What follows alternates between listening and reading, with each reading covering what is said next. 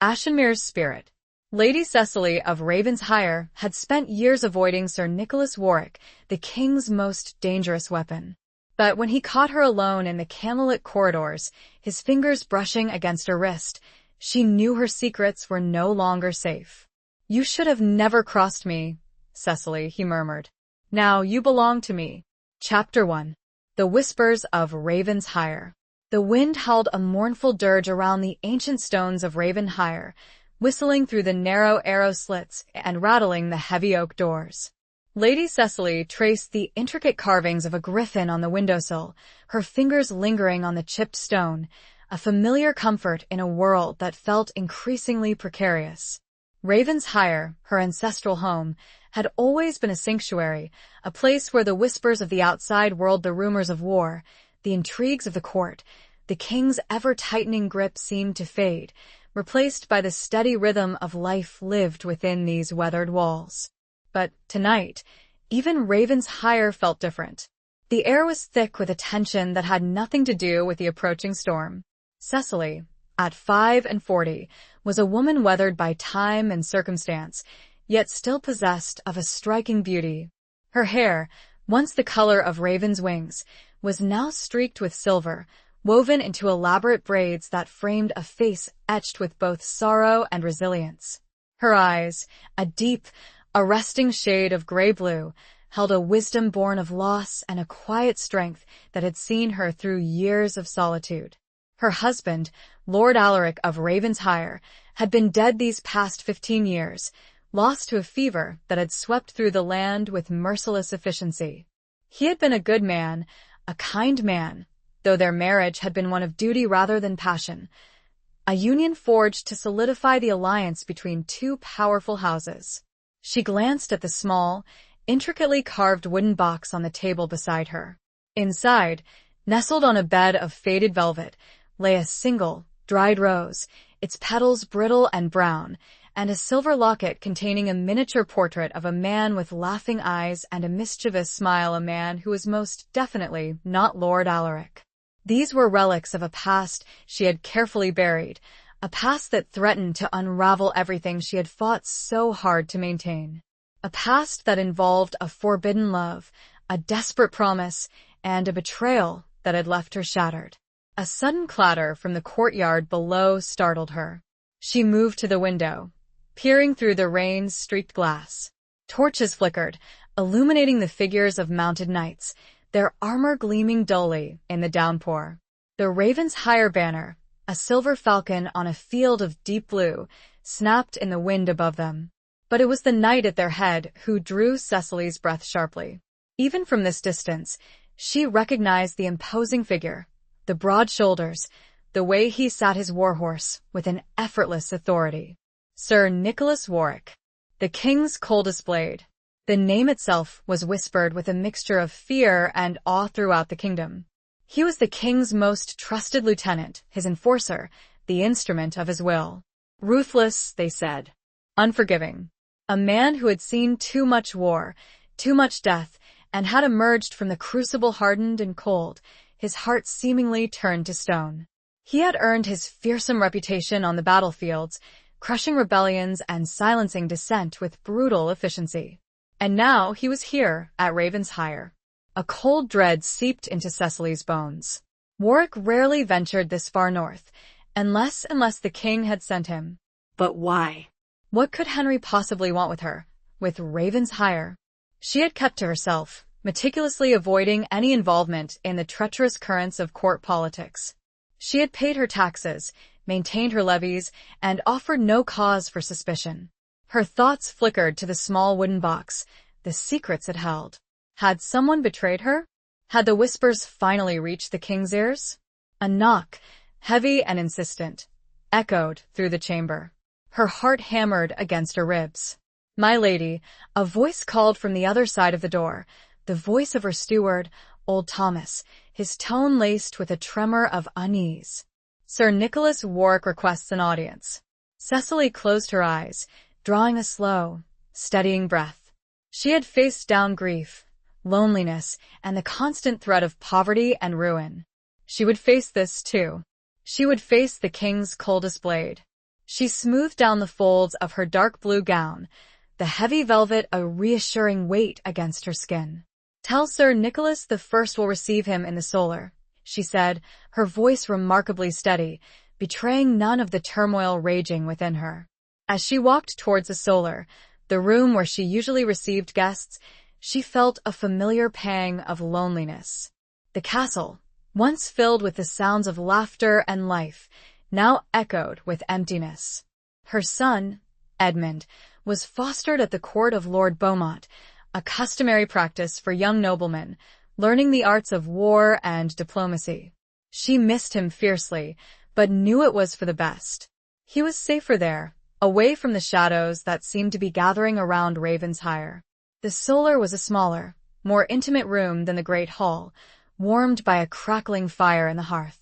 Tapestries depicting scenes of hunting and falconry adorned the walls, their vibrant colors muted by the flickering firelight. A single, high-backed chair was placed before the hearth, and Cecily seated herself, her back straight, her hands folded in her lap. The door opened, and Sir Nicholas Warwick entered. He was even more imposing up close. He was tall, towering over her, his shoulders broad and powerful beneath his dark, travel-stained cloak. His face was hard, sculpted by sharp angles and planes, his eyes a piercing, glacial blue that seemed to see through everything. He had a scar that bisected his left eyebrow, a testament to his life of battle. His dark hair was cropped short, revealing the strong line of his jaw. He moved with a controlled grace, the quiet confidence of a predator. He bowed, a perfunctory gesture that lacked any real warmth. "Lady Cecily," he said, his voice deep and resonant, a voice that carried the weight of command. "I apologize for the intrusion, and at such an hour." "Sir Nicholas," Cecily replied, her voice even. "What brings you to Ravensshire?" He straightened, his gaze unwavering. "The king sends his greetings," he said, the words sounding more like a threat than a courtesy. "And he requires your presence at court." Cecily felt a chill run down her spine. "At court?" she repeated, feigning surprise. "I am honored, of course, but why? I have committed no offense." Warwick's lips curved in a slight, humorless smile. "The king has heard rumors," he said, his voice dropping to a low murmur. Rumors of disloyalty. Her secrets were no longer safe. The storm had broken. Chapter 2. A knight's shadowed gaze. The word hung in the air between them, heavy and suffocating. Disloyalty. The accusation, even unspoken in its specifics, was a brand, a stain that could ruin her, destroy everything she held dear. Cecily maintained her composure, her face a mask of polite inquiry, though her heart pounded a frantic rhythm against her ribs. "Rumors?" she repeated, her voice carefully neutral. "I assure you, Sir Nicholas, any such rumors are entirely unfounded. I have always been a loyal subject of the king." Warwick's gaze did not waver. Those icy blue eyes seemed to bore into her, searching for any flicker of deceit, any crack in her carefully constructed facade. He took a step closer, the firelight reflecting off the polished steel of his gauntlets. The scent of leather and wood smoke, mingled with the faint, metallic tang of his armor, filled the small space, adding to the sense of oppressive intimacy. "The king is not easily swayed by idle gossip, Lady Cecily," he said, his voice low and dangerous. "He has received specific information. Information that suggests you have been less than forthcoming about certain past associations." Cecily felt a cold knot tighten in her stomach. He knew, or at least he knew something. The question was how much, and who had betrayed her. Her mind raced, sifting through the possibilities, weighing the risks. There were so few who knew the truth, so few she had trusted with the fragments of her past. Old Agnes, her former nursemaid, now long dead. Her cousin, Ilara, who lived in a distant convent, sworn to silence. Could it have been one of the servants? Someone who had overheard a whispered conversation, seen a hidden letter? She forced herself to meet his gaze, her expression one of bewildered innocence. "I am at a loss, Sir Nicholas. I have no idea what past associations you are referring to." My life has been one of quiet service to Raven's hire and to the crown. He studied her for a long, silent moment, the tension in the room growing thicker with each passing second.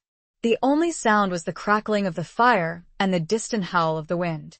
Then, he slowly circled her, like a wolf assessing its prey.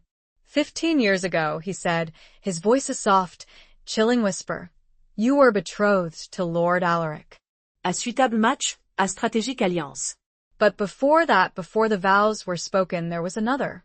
Cecily's breath caught in her throat. He did know. But how much?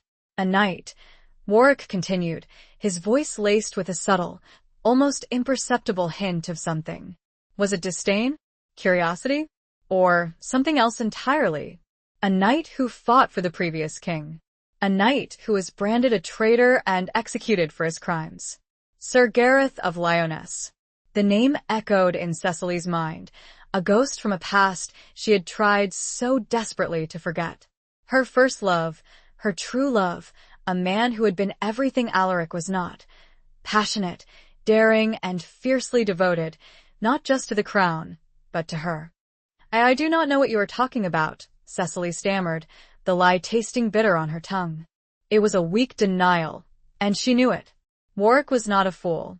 He stopped his circling, standing directly in front of her, his shadow falling over her like a shroud. He reached out, his gloved hand hovering just inches from her cheek. Cecily instinctively flinched, but he did not touch her. Instead, his fingers brushed against the high collar of her gown, tracing the delicate lace trim. He gave you a token, Warwick said, his voice barely audible above the crackling fire. A locket. A silver locket with a miniature portrait. Cecily's hand flew to her throat, instinctively covering the spot where the locket usually rested, hidden beneath her gown. She had been foolish to keep it, she knew, a dangerous reminder of a forbidden love. But she had not been able to part with it, a tangible link to a past that, despite its pain, had held a sweetness she had never found again. Warwick's eyes followed her movement, a flicker of something unreadable in their depths. Where is it, Cecily? He asked, his voice softer now, almost gentle. The sudden shift in his tone caught her off guard. It was more unsettling than his previous coldness, his blatant accusation. It was as if he were offering her a choice, a chance to confess, to surrender. But she knew that surrender was not an option. The king would show no mercy. Not to her, not to Raven's hire. She lifted her chin, meeting his gaze with a newfound defiance. I have nothing to hide, Sir Nicholas. You are welcome to search Raven's hire, to question my servants. You will find nothing. He held her gaze for a long, silent moment, the tension between them crackling like the fire in the hearth. Then, he slowly lowered his hand, his fingers brushing against hers, a fleeting, almost accidental touch that sent a shiver through her. Very well, Lady Cecily, he said, his voice returning to its previous, emotionless tone. But I warn you, the king's patience is not infinite. And I am not known for my mercy. He turned to leave, his cloak swirling around him like a dark cloud. At the door, he paused, glancing back at her, his expression unreadable in the flickering firelight. You will accompany me to court, he said, the words a command, not a request. Tomorrow at dawn. And then he was gone, leaving Cecily alone in the silence of the solar, the whispers of the past swirling around her like the gathering storm. She was trapped, caught between the king's coldest blade and the secrets she had guarded for so long. Chapter 3. The Serpent's Kiss. The dawn arrived gray and unforgiving, mirroring the turmoil in Cecily's heart. The rain had ceased, leaving behind a world washed clean, yet the air remained heavy with a sense of impending doom. She had barely slept, tossing and turning in her bed, haunted by images of Gareth, of Warwick, of the king's unforgiving face. She had spent the hours between Warwick's departure and the breaking of dawn making preparations. Though her mind felt numb, her actions driven by a desperate, instinctive need to protect what little she had left. She had summoned Thomas, her loyal steward, and instructed him to send a message to her son, Edmund, urging him to remain at Lord Beaumont's court, no matter what news might reach him from Ravensshire. She had also written a letter to her cousin, Alara, at the convent, a carefully worded plea for prayers and, if necessary, sanctuary. She entrusted these letters to a young, fleet-footed stable boy, with strict instructions to deliver them in secret, avoiding Warwick's men at all costs. She had also retrieved the wooden box, the one containing the dried rose and the locket. She considered destroying them, burning them in the hearth, erasing all traces of her past. But she couldn't. They were all she had left of Gareth, of the woman she had once been, before duty and loss had hardened her. Instead, she found a hidden compartment behind a loose stone in the wall of her chamber, a secret place known only to her. She placed the box inside, carefully replacing the stone, praying it would remain undiscovered. As she dressed, choosing a simple, travel-worthy gown of dark green wool, she felt a strange sense of detachment, as if she were watching herself from afar, a player in a drama she could no longer control. She had always been a woman of action, of practicality, but now, faced with the overwhelming power of the king and the cold scrutiny of his most feared knight, she felt a profound sense of helplessness. She descended to the courtyard, where Warwick and his men were waiting. He was already mounted on his warhorse, a magnificent black stallion that pawed the ground impatiently. His men, a dozen or so, were equally formidable, their faces grim, their armor gleaming. They were a silent, disciplined force, an extension of Warwick's own implacable will. Warwick watched her approach, his expression impassive. He offered no greeting, no word of comfort or reassurance. He simply gestured to a sturdy palfrey that had been saddled for her. "We ride at once," he said, his voice devoid of any warmth. Cecily mounted the palfrey, her movements stiff and awkward.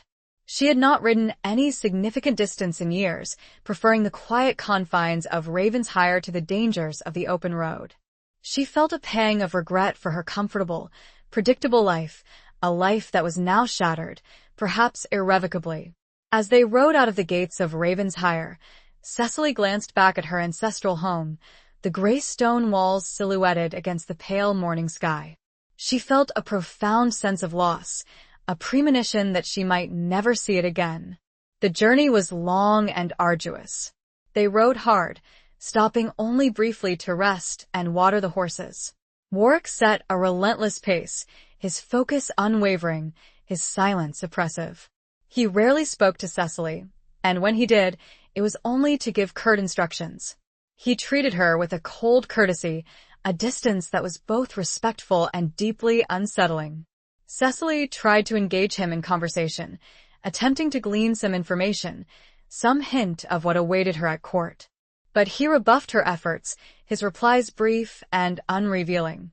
He remained an enigma, a closed book, his thoughts and motivations hidden behind that impenetrable mask of cold indifference.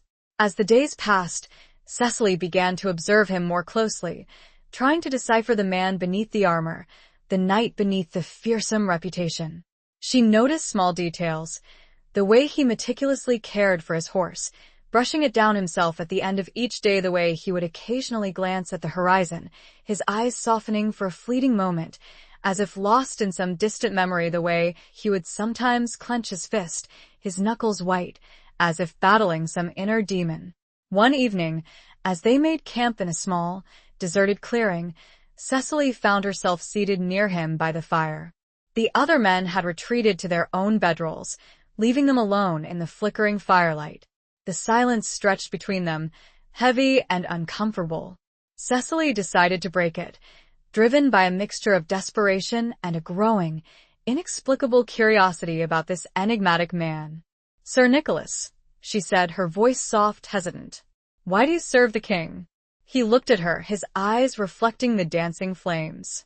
He seemed surprised by her question, as if it were something he had never considered, or perhaps something he had long ago buried. "Duty," he said, his voice a low rumble. "Loyalty. Is that all?" Cecily pressed, her gaze unwavering. "There is no personal ambition? No desire for power, for glory?" He hesitated, a flicker of something pain, regret, crossing his face. "I have seen enough of glory," he said, his voice laced with a bitterness she had not heard before. "It is a hollow thing, bought with blood and sacrifice." He looked away, staring into the flames, his profile stark and unforgiving. "I serve the king because it is my duty," he repeated, his voice firm, resolute. "Because he is the rightful ruler. Because the realm needs stability, order. And I am good at providing that." Cecily sensed a deeper truth beneath his words, a hidden story, a past that had shaped him, scarred him, made him the man he was. She felt a sudden, unexpected surge of empathy for him, a recognition of a shared burden of duty, of loss, of sacrifice. Before she could speak again, a sudden movement in the shadows caught her eye. A figure emerged from the darkness, a man cloaked and hooded, his face obscured. He approached Warwick, bowing low. "Sir Nicholas," the man said, his voice muffled by the hood. "A message from the king." Warwick took the sealed scroll, his expression hardening. He broke the seal, his eyes scanning the contents. Cecily watched him, her heart pounding. What new twist of fate awaited her? Warwick finished reading, his face unreadable. He crumpled the scroll in his fist, his knuckles white. "We leave at once," he said, his voice tight with anger. "There has been a development." He offered no further explanation, and as he rode, Cecily once again became aware of the king and his power, the serpent that coiled itself within and without the kingdom. Chapter 4. Beneath the Cloak of Midnight. The development, as Warwick so tersely put it, became chillingly clear within hours. They rode through the night, the darkness punctuated only by the sliver of a moon and the flickering torches carried by Warwick's men. The pace was even more brutal than before, the horses pushed to their limits, their flanks lathered with sweat. Cecily, exhausted and aching, clung to her saddle, her mind numb with fatigue and a growing sense of dread. Warwick remained a silent, brooding presence beside her, his jaw clenched, his eyes fixed on the road ahead. He offered no explanation for their sudden, urgent flight, and Cecily dared not ask. She sensed a darkness in him now, a barely contained fury that was far more terrifying than his previous coldness. As the first rays of dawn painted the sky a pale gray, they reached a small, fortified village, its walls crumbling, its inhabitants huddled in fear. The king's banner, a golden lion on a field of crimson, flew limply above the gate, but the village itself seemed deserted, the air thick with the stench of smoke and decay. Warwick dismounted, his movements stiff and abrupt.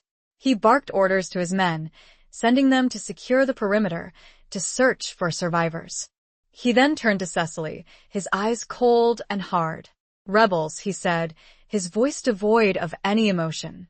"They attacked the village, slaughtered the garrison, and burned the granaries. They claim to be fighting for justice, for freedom from the king's tyranny." Cecily felt a cold wave of horror wash over her. Rebellion. It was a word that carried the weight of treason, of bloodshed, of utter chaos. She had always avoided any involvement in such matters, clinging to the safety and stability of Ravensshire, believing that loyalty to the crown was the only path to survival. But now, she was caught in the middle of it, dragged into a conflict she did not understand, a war she did not want. "Who are they?" she asked, her voice barely a whisper. "Who leads them?" Warwick's lips curled in a sneer. "A rabble of discontented nobles, fueled by empty promises and a lust for power," he said. "They call themselves the League of the Silver Falcon." The League of the Silver Falcon. Cecily's breath caught in her throat. The Silver Falcon, it was the emblem of Ravensshire. Her emblem. "But that's impossible," she stammered. "Ravensshire has always been loyal to the king." "I have always been loyal." Warwick's eyes narrowed, his gaze piercing. "So you claim," he said, his voice laced with suspicion. "But the evidence suggests otherwise." He gestured to a group of his men, who were dragging a bound and bloodied prisoner towards them. The man was young, barely more than a boy, his face pale and contorted with pain. He wore the tattered remains of a tunic emblazoned with a silver falcon. This traitor was found among the rebels," Warwick said, his voice cold and merciless. "He claims to be fighting for Lady Cecily of Ravensshire, for the restoration of her rightful lands and titles." Cecily felt a wave of dizziness, of disbelief. It was a lie, a fabrication. She had never authorized any such rebellion, never even considered it. But the evidence, however circumstantial, was damning. The Silver Falcon, this young man's testimony, it all pointed to her. She looked at Warwick, her eyes pleading. "You must believe me," she said, her voice trembling. "I had nothing to do with this. I would never betray the king." He studied her for a long, silent moment, his expression unreadable. The tension in the air was thick enough to cut with a knife. The fate of Ravensshire, of her own life, hung in the balance. "Perhaps," he said, his voice finally breaking the silence, a low, almost reluctant murmur. "But the king will not be so easily convinced. He demands proof of your loyalty. And he has specific instructions on how you are to provide it." He paused, his gaze locking with hers, his eyes burning with an intensity that made her shiver. "You will marry me, Cecily," he said, his voice flat, devoid of any emotion. "You will become Lady Warwick. And by doing so, you will prove your allegiance to the crown and silence any doubts about your loyalty." The words struck her like a physical blow. Marriage. To Warwick. To the king's coldest blade. It was unthinkable, impossible. A cruel twist of fate, a punishment far worse than any she could have imagined. She stared at him, speechless, her mind reeling. She had expected imprisonment, torture, perhaps even execution. But this was a different kind of torment, a gilded cage, a life sentence of servitude to a man she feared, a man who represented everything she had tried to avoid. But she had to concede there would be safety in this union. It was that or ruin.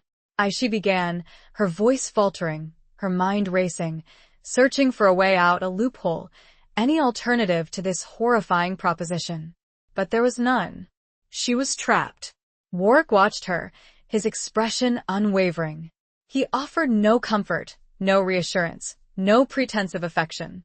He was simply stating a fact, presenting her with an ultimatum. Marry him, or face the king's wrath. A single tear traced a path down Cecily's cheek, a tear of despair, of resignation, of a future lost before it had even begun. Under the cloak of night, she had indeed lost it all. Chapter 5. Echoes in the Great Hall. The journey to the king's court was a blur of relentless travel, sleepless nights, and a gnawing sense of dread that settled deep in Cecily's bones. Warwick remained a distant, unyielding presence, his silence a constant reminder of the forced union that awaited them. He treated her with a cold formality, a detachment that was both professional and deeply unsettling. He offered no explanations, no apologies, no hint of the man beneath the armor. Cecily, for her part, retreated into herself, her mind a whirlwind of conflicting emotions. She felt a profound sense of betrayal, of injustice, of a life unraveling before her eyes. She had always been a woman of strong will, of independent spirit, but now she felt utterly powerless, a pawn in a game she did not understand, a sacrifice to the king's insatiable hunger for control. She thought of Gareth, of their brief, passionate love, of the dreams they had shared, the promises they had made. She had buried that past deep within her heart, convinced that it was gone forever, a closed chapter in a life defined by duty and loss. But now, it had resurfaced, twisted and distorted, used against her as a weapon. She also thought of Edmund, her son. She prayed that he was safe, that he would not be tainted by the accusations against her. She clung to the hope that, somehow, she could protect him, even from afar, even from within the gilded cage that awaited her. As they approached the king's castle, a sprawling, imposing fortress that dominated the landscape, Cecily felt a knot of fear tighten in her stomach. This was the heart of the king's power, the epicenter of the intrigues and machinations that shaped the realm. She was entering a world of shadows and whispers, of hidden agendas and shifting alliances, a world where one wrong word, one misplaced glance, could mean ruin. The Great Hall was a vast, echoing space, filled with the murmur of voices, the clatter of dishes, the scent of roasted meat and spilled wine. Tapestries depicting scenes of battle and conquest adorned the walls, their vibrant colors a stark contrast to the gray stone. A long, wooden table stretched the length of the hall, laden with food and drink. The king sat at the head, surrounded by his courtiers, his advisors, his favored knights. Cecily felt a wave of dizziness, of overwhelming sensory overload. The noise, the smells, the sheer number of people, it was all too much. She felt a desperate urge to flee, to return to the quiet solitude of Ravensshire, but she knew that was impossible. She was trapped, a prisoner of circumstance, a lamb led to the slaughter. Warwick, his hand resting lightly on the small of her back, guided, or more, pushed her forward. The gesture felt more possessive than protective, and gave warning. He had barely looked at her, and hadn't said a word, since their arrival. His silence was a heavy weight, a constant reminder of the forced union that loomed before them. As they approached the king, the murmuring voices died down, the eyes of the court turning towards them. Cecily felt their scrutiny, their judgment, their curiosity. She was the subject of gossip, of speculation, of whispered accusations. She was the Lady of Ravensshire, the alleged traitor, the woman who had dared to defy the king's will. King Henry was a large, imposing man, his face florid, his eyes cold and calculating. He wore a crown of gold, encrusted with jewels, and a heavy robe of velvet trimmed with ermine. He exuded an aura of power, of ruthlessness, of a man accustomed to absolute obedience. Warwick bowed low, his head almost touching the floor. Cecily followed suit, her movements stiff and awkward. She felt a tremor of fear run through her, a primal instinct to cower before this powerful, unpredictable man. "Sir Nicholas," the king said, his voice booming, echoing through the hall. "You have returned, and you have brought the Lady Cecily." His eyes, sharp and piercing, fixed on Cecily. She felt as if she were being stripped bare, her secrets exposed, her vulnerabilities laid open for all to see. "Lady Cecily," the king continued, his voice laced with a subtle, almost imperceptible hint of mockery. "We have heard disturbing reports about your loyalty." Cecily forced herself to meet his gaze, her voice surprisingly steady. "My Lord King," she said, "I assure you, those reports are false. I have always been a loyal subject." The king's lips curled in a sneer. "So you claim," he said. "But the evidence suggests otherwise. The Silver Falcon, the rebellion, it all points to you." He paused, his gaze sweeping over the assembled courtiers, ensuring that everyone was paying attention, that everyone understood the gravity of the situation. However, he continued, his voice dropping to a low, conspiratorial murmur, "Sir Nicholas has offered a solution. A way for you to redeem yourself, to prove your loyalty beyond any doubt." He gestured towards Warwick, who stood beside Cecily, his expression impassive. "You will marry Sir Nicholas," the king said, his voice firm, resolute. "You will become his wife. And by doing so, you will bind yourself to him, to his loyalty, to my service." The words echoed through the hall, amplified by the silence of his stunned courtiers. Cecily felt a wave of nausea, of disbelief. She had expected this. She had known it was coming, but hearing the words spoken aloud, in this public forum, before the entire court, was a different kind of torment. She looked at Warwick, her eyes pleading, searching for some flicker of compassion, some hint of understanding. But his face remained a mask, his eyes cold and unreadable. He was the king's instrument, his weapon, and she was simply a means to an end. Cecily slowly looked from Warwick to the king. She was cornered, the words trapped in her throat sounding distant, even to her. "I understand, my king." The great hall held its breath. Chapter 6. The Price of Defiance. The pronouncement hung in the air, heavy and suffocating, silencing the whispers and murmurs that had previously filled the great hall. All eyes were on Cecily, scrutinizing her reaction, waiting for her response. She felt their gazes like a physical weight, pressing down on her, threatening to crush her.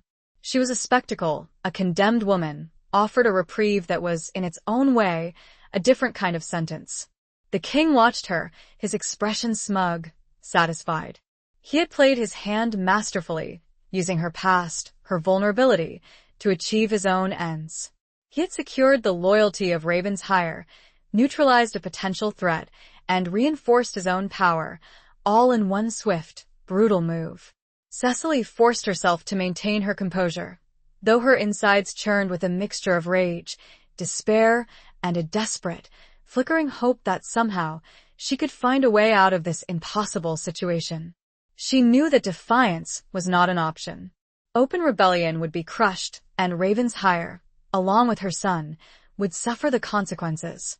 She looked at Warwick, standing beside her, silent and impassive. He was the key to her survival, the instrument of her captivity. She hated him, she feared him, and yet she also felt a strange, inexplicable flicker of something else. Curiosity? Pity? She couldn't quite define it. He was an enigma, a man shrouded in shadows, a knight who had traded his soul for duty, for loyalty to a king who did not deserve it. She took a deep breath, forcing herself to speak, her voice surprisingly steady. "My Lord King," she said, "I am honored by your proposal." The lie tasted like ashes in her mouth. "I understand the necessity of this union, and I will obey your command." The king's smile widened, a predatory gleam in his eyes. "Excellent," he said, his voice booming through the hall. "Then it is settled. The wedding will take place tomorrow, in the royal chapel. We will celebrate this auspicious occasion with a feast, a tournament, a display of unity and strength." He gestured to a nearby servant, who scurried forward with a goblet of wine. "A toast," the king declared, raising the goblet, "to the Lady Cecily, and to her unwavering loyalty to the crown." The courtiers echoed his toast, their voices a cacophony of forced enthusiasm and veiled mockery. Cecily felt their eyes on her, their whispers, their judgments. She was a prisoner, a pawn, a sacrifice. But she would not break. She would not give them the satisfaction of seeing her crumble. She forced herself to smile, a brittle, meaningless gesture, and raised her own goblet, accepting the offered wine. The liquid was bitter, metallic, tasting of blood and betrayal. As the king turned his attention to other matters, dismissing her with a wave of his hand, Warwick finally spoke, his voice low, almost a whisper. "Come," he said, his hand resting lightly on her arm, a gesture that felt more possessive than comforting. "I will show you to your chambers." He led her away from the great hall, through a maze of corridors and passageways, the silence between them heavy and uncomfortable. Cecily felt a growing sense of claustrophobia, of being trapped in this labyrinthine castle, surrounded by enemies, with no escape in sight. The chambers he led her to were lavishly appointed, with rich tapestries, a large, four-poster bed draped in velvet, and a fire burning brightly in the hearth. But they felt more like a prison cell than a sanctuary. Warwick closed the door behind them, the sound echoing through the room. He turned to face her, his expression unreadable in the flickering firelight. "You understand the implications of this, Cecily?" he asked, his voice cold, devoid of any emotion. "You will be my wife in name only. There will be no intimacy, no pretense of affection. You will obey my commands, you will maintain your silence, and you will avoid any further complications." His words were a stark reminder of the reality of her situation. She was not marrying for love, for companionship, for any semblance of a normal life. She was marrying for survival, for the protection of Ravensheim, for the safety of her son. It was a transaction, a cold, calculated bargain. "I understand," Cecily replied, her voice barely a whisper. She felt a profound sense of emptiness, of loss, of a future that had been stolen from her. Warwick studied her for a long, silent moment, his eyes piercing. He seemed to be searching for something, some flicker of defiance, some hint of weakness. But Cecily met his gaze, her expression resolute, her spirit unbroken. "Good," he said, finally breaking the silence. "Then we understand each other." He turned to leave, his cloak swirling around him like a dark cloud. At the door, he paused, glancing back at her, a flicker of something unreadable in his eyes. "Rest," he said, his voice surprisingly gentle. "Tomorrow will be a long day." And then he was gone, leaving Cecily alone in her gilded cage, the price of her defiance a heavy weight on her soul. She had survived, for now, but at what cost? Chapter 7. A Cage of Gilded Bars. The wedding day dawned bright and clear, a cruel irony given the darkness that had settled over Cecily's heart. The royal chapel was a breathtaking spectacle of stained glass and soaring arches, filled with the scent of incense and the murmur of prayers. But Cecily felt none of the joy, none of the anticipation that should accompany such an occasion. She was a bride in mourning, her heart heavy with grief and resignation. She had been dressed in a gown of white silk, embroidered with silver thread, a mockery of purity and innocence. Her hair had been braided and adorned with pearls, a symbol of wealth and status. But beneath the finery, she felt like a prisoner, adorned for sacrifice. She had spent the previous night in restless sleep, haunted by dreams of Gareth, of Ravensshire, of a future that had been stolen from her. She had woken with a sense of dread, a premonition that this day would mark a turning point in her life, a descent into a world of shadows and uncertainty. As she stood before the altar, waiting for Warwick, she felt a profound sense of isolation, of being utterly alone in a sea of faces. The courtiers, the nobles, the clergy, they were all strangers, their eyes filled with curiosity, with judgment, with a veiled contempt that made her skin crawl.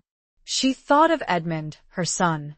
She prayed that he was safe, that he would not be harmed by the consequences of her forced marriage. She clung to the hope that, somehow, she could protect him, even from within this gilded cage. The doors of the chapel opened, and Warwick entered. He was dressed in a doublet of black velvet, embroidered with silver, his sword at his side.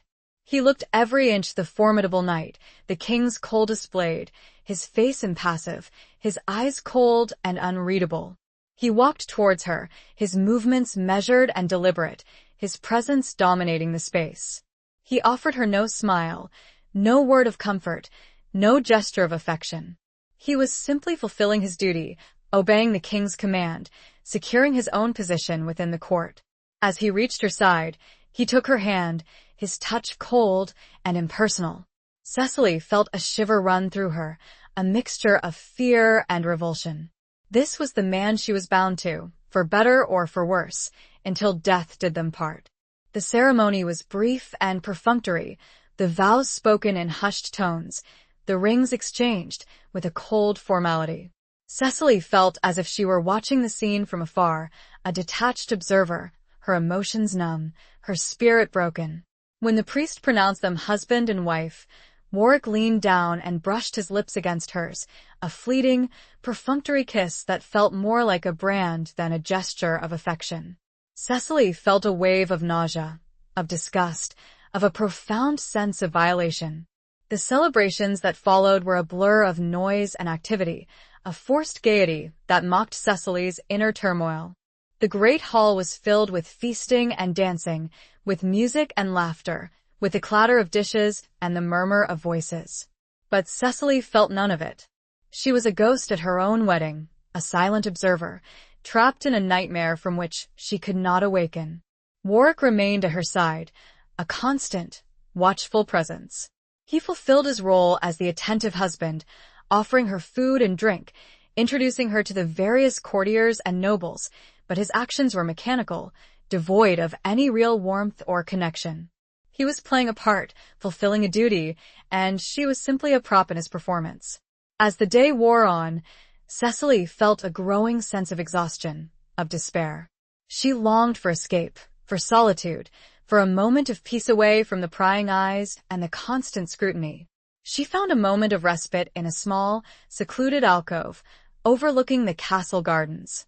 She stood there, gazing out at the manicured lawns and the colorful flower beds, feeling the cool breeze on her face, trying to find some solace in the beauty of the natural world. But even here, she was not alone. Warwick found her, his footsteps silent on the stone floor. He stood beside her, his presence casting a shadow over her. "Are you unwell?" he asked, his voice surprisingly gentle, lacking its usual cold edge. Cecily shook her head, not trusting herself to speak. She felt a lump in her throat, a wave of emotion threatening to overwhelm her. Warwick studied her for a long, silent moment, his eyes searching.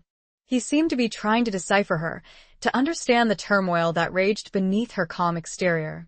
"This is not what I wanted," he said, his voice low, almost a whisper. For either of us. Cecily looked at him, surprised by his words, by the unexpected hint of regret in his voice.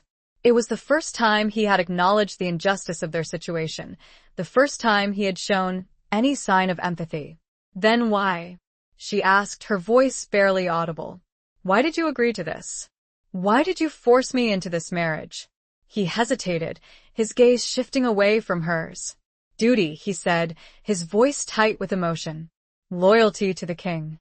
It was the only way to protect Ravensshire." To protect you. His words struck her with unexpected force. He had done this for her? To protect her? It was a strange, unsettling thought. She had seen him as her enemy, her captor, but perhaps there was more to him than she had realized. The cage might have gilded bars, but a cage it remained. Chapter 8. Scars of the Past. The days that followed the wedding settled into a strange, uneasy rhythm. Cecily found herself living a life of gilded captivity, surrounded by luxury and privilege, yet utterly alone and isolated. She was Lady Warwick, the wife of the king's most feared knight, a woman of status and influence, yet she felt like a prisoner, her every move watched, her every word scrutinized. Warwick remained a distant, enigmatic figure. He treated her with a cold courtesy, a respect that was both formal and deeply impersonal. He fulfilled his duties as her husband, providing for her needs, ensuring her safety, but he offered no affection, no companionship, no hint of the man beneath the armor. Their interactions were brief and perfunctory, limited to necessary conversations about household matters, court events, and the occasional, strained attempts at polite conversation. They shared meals in silence, slept in separate chambers, and lived their lives largely apart, their paths crossing only when duty or circumstance demanded it. Cecily spent her days exploring the castle, familiarizing herself with its labyrinthine corridors and hidden chambers. She found solace in the library, a vast collection of books and manuscripts that offered a temporary escape from the realities of her situation. She immersed herself in history, in poetry, in tales of faraway lands, losing herself in the written word, seeking refuge in the stories of others. She also spent time in the castle gardens, finding peace in the beauty of the natural world. She would walk among the flowers, listening to the birdsong, feeling the sun on her face, trying to find some semblance of normalcy, some connection to the life she had lost. But even in these moments of solitude, she was never truly alone. She was always aware of Warwick's presence, of his watchful gaze, of the invisible chains that bound them together. She felt his scrutiny, his judgment, his unspoken questions. She knew that he was trying to understand her, to decipher the secrets she held within, the past that had led them to this forced union. One evening, as they sat together in the solar, sharing a silent meal, Cecily decided to break the silence, driven by a growing curiosity about this enigmatic man, this knight who had become her husband. "Tell me about your past," she said, her voice soft, hesitant. "Tell me about the wars you have fought, the battles you have won." Warwick looked at her, surprised by her question. He hesitated, his gaze shifting away from hers, as if reluctant to delve into the memories that haunted him. "There is nothing to tell," he said, his voice flat, devoid of any emotion. "It is a past best forgotten, a past filled with blood and death and regret.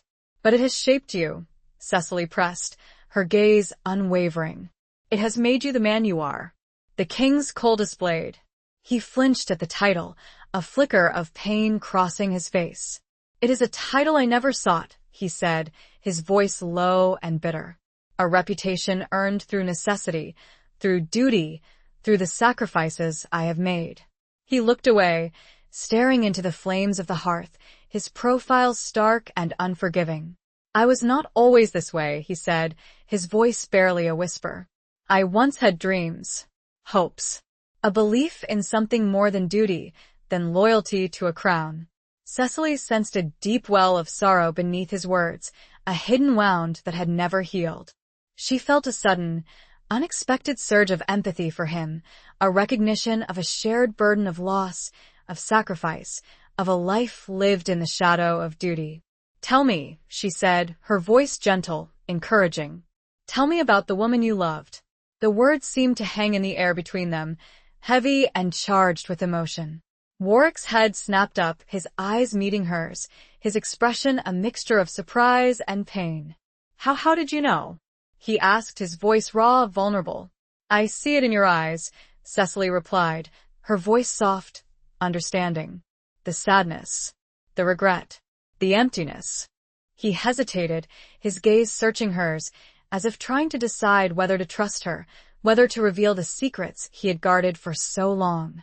"Her name was Alara," he said, finally breaking the silence, his voice a low, mournful murmur.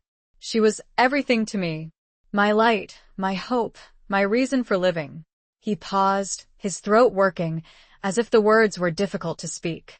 "She was betrothed to another, a nobleman, a man of wealth and status. But we loved each other. We planned to run away, to start a new life, far from the court, far from the obligations that bound us." A haunted expression painted his features. "But we were betrayed. Her betrothed discovered our plans. He challenged me to a duel. A duel I could not refuse. It was a trap. He had poisoned his blade. I killed him. But the poison, it took its toll. Alara, she witnessed it all. She could not bear the sight of me. The man who had killed her betrothed, the man who had shattered her world." The silence settled, as Cecily tried to take everything in. She entered a convent," he continued, his voice barely a whisper. "She devoted her life to God, to atonement for my sins. I have never seen her again." He looked at Cecily, his eyes filled with a profound sadness, a grief that had never faded. "That is my past, Cecily," he said, his voice heavy with regret. "A past that has shaped me, scarred me, made me the man I am. A man who has lost everything he ever loved. A man who has nothing left but duty, but loyalty to a king who does not deserve it." His story resonated with a pain that only Cecily could know. Chapter 9. The Falcon and the Dove. The revelation of Warwick's past hung between them, a fragile bridge across the chasm of their forced marriage. Cecily saw him now, not just as the king's coldest blade, but as a man scarred by loss, by betrayal, by a love that had been stolen from him. She felt a profound empathy for him, a recognition of a shared burden of grief and regret. She, too, had loved and lost. She, too, had been forced to bury her dreams, to sacrifice her happiness for the sake of duty, for the protection of those she loved. She understood his pain, his emptiness, his sense of being trapped in a life he had not chosen. The days that followed were marked by a subtle shift in their relationship. The cold formality remained, the distance between them still vast, but there was a new understanding, a shared awareness of the wounds they both carried. They began to talk, to share fragments of their pasts, their fears, their hopes. Warwick, though still reserved and guarded, began to reveal glimpses of the man beneath the armor. He spoke of his childhood, of his training as a knight, of the ideals he had once held, the dreams he had once cherished. He spoke of his disillusionment with war, with the endless cycle of violence and bloodshed, with the corruption and intrigue of a court. Cecily, in turn, spoke of Gareth, of their forbidden love, of the betrayal that had shattered her world. She spoke of her years of solitude at Ravensheim, of her devotion to her son, of her struggle to maintain her independence and protect her ancestral home. These conversations were tentative, hesitant, often punctuated by long silences, by unspoken emotions. But they were a beginning, a fragile thread of connection in a world of shadows and uncertainty. One afternoon, as they walked together in the castle gardens, Cecily noticed a falcon perched on a nearby wall, its keen eyes scanning the landscape. It was a magnificent bird, its feathers a mix of brown and gray, its talons sharp and powerful. "A falcon," Cecily said, her voice soft, admiring. "The symbol of Raven's Hire." Warwick followed her gaze, his expression softening slightly. "A noble bird," he said. "Fierce, independent, loyal." Cecily glanced at him, a question in her eyes. "And you, Sir Nicholas?" she asked. "What is your symbol? What represents the man you are?" He hesitated, his gaze returning to the falcon. "I have no symbol," he said, his voice flat, devoid of any emotion. "I am simply a weapon. The king's weapon." "But you are more than that," Cecily insisted, her voice firm, challenging. "You are a man with a heart, with a soul, with a past that has shaped you, scarred you, but not broken you." He looked at her, surprised by her words, by her unwavering belief in him, despite all that he had done, all that he represented. "Perhaps," he said, his voice barely a whisper, "perhaps there is still a part of me that remembers what it means to be human." He paused, his gaze shifting to a small, white dove that had landed nearby, its feathers ruffled by the breeze. "A dove," he said, his voice soft, almost tender. "A symbol of peace, of hope, of forgiveness." Cecily followed his gaze, her heart aching for him, for the man he had once been, the man he could still be. She saw in him a flicker of that hope, a glimmer of a possibility that, perhaps, they could find a way to heal, to forgive, to build a new life, together, even within the confines of their forced marriage. As they continued their walk, their conversation turned to more practical matters, to the challenges they faced, the dangers that surrounded them. Warwick spoke of the growing unrest in the kingdom, of the whispers of rebellion, of the king's increasing paranoia and ruthlessness. "The League of the Silver Falcon," he said, his voice grim. "They are gaining strength. They are a threat to the king, to the stability of the realm." Cecily felt a chill run down her spine. The silver falcon, her emblem. She knew that she was still under suspicion, that the king did not fully trust her, that her marriage to Warwick was a fragile shield against his wrath. "What will you do?" she asked, her voice trembling. How will you deal with them? Warwick's expression hardened, his eyes turning cold. "I will do my duty," he said, his voice firm, resolute. "I will crush the rebellion. I will protect the king. I will maintain order, at any cost." His words were a stark reminder of his role, of his loyalty to a crown that had demanded so much of him, that had stripped him of his humanity. Cecily felt a pang of disappointment, of a realization that, despite their growing connection, there were still walls between them, barriers that might never be breached. He was still the falcon, and in some ways she was still the dove. Chapter 10. Beyond the castle walls. Despite the lingering tension and the ever-present threat of the king's suspicion, Cecily began to find a semblance of routine within the castle walls. She established her own small domain, overseeing the household staff, managing the accounts, and even taking on some of the charitable duties expected of a noblewoman. These tasks, though seemingly mundane, gave her a sense of purpose, a connection to the life she had once known, a reminder of her own capabilities and resilience. Warwick, though still distant and reserved, seemed to acknowledge her efforts, offering occasional words of approval, even seeking her advice on certain matters related to the castle's management. He treated her with a respect that was growing, albeit slowly, from a cold formality to something that hinted at a genuine appreciation for her skills and intelligence. One day, a messenger arrived from Lord Beaumont's court, bearing a letter for Cecily.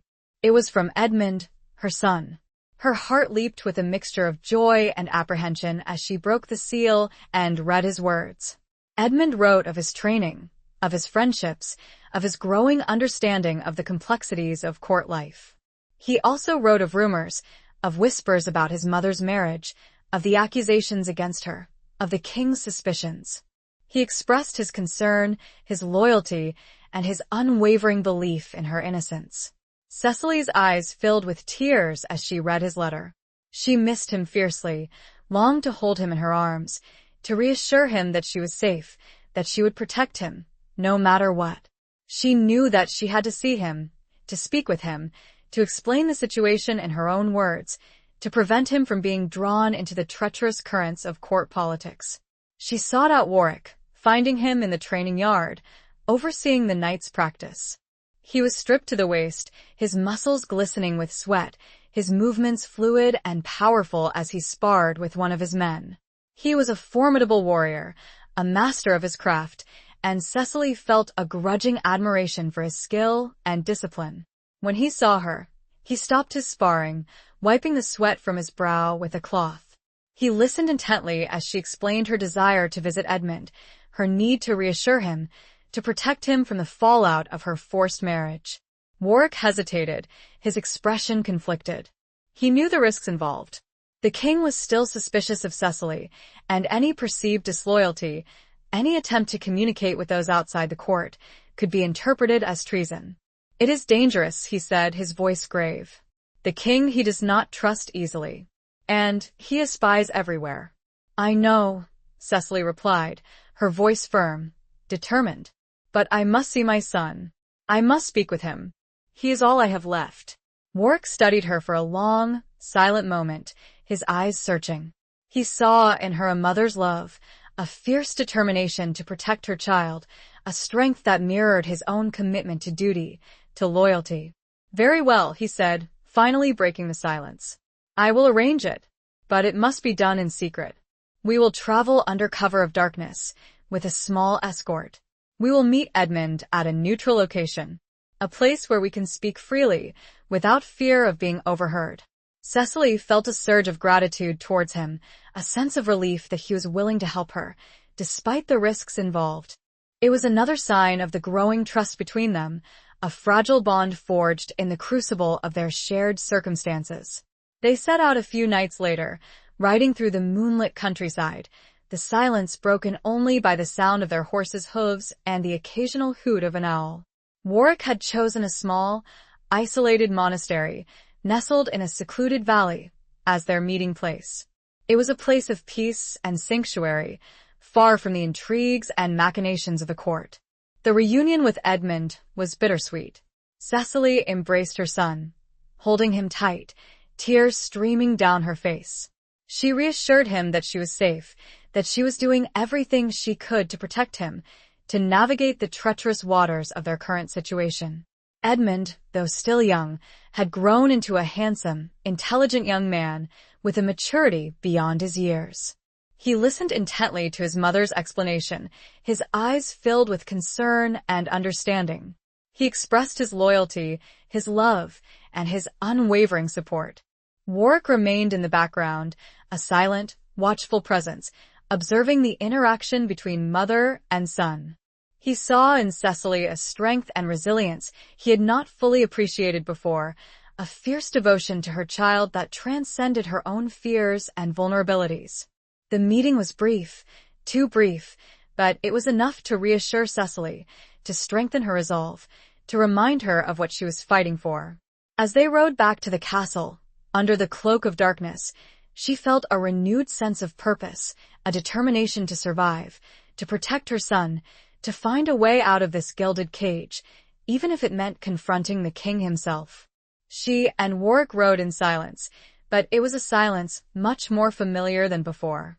Cecily was certain that they had ventured just slightly beyond the walls that separated them. Chapter 11. The Heart of the Storm. The relative calm that had settled over their lives was shattered by a sudden, violent storm. Not a storm of wind and rain, but a storm of political intrigue, of rebellion, of a kingdom teetering on the brink of chaos. News arrived at the castle that the League of the Silver Falcon had launched a series of coordinated attacks against royal strongholds, seizing control of several key towns and castles. The rebellion was spreading rapidly, fueled by discontent with the king's heavy taxes, his arbitrary rule, and his increasingly erratic behavior. The king, enraged and paranoid, responded with brutal force.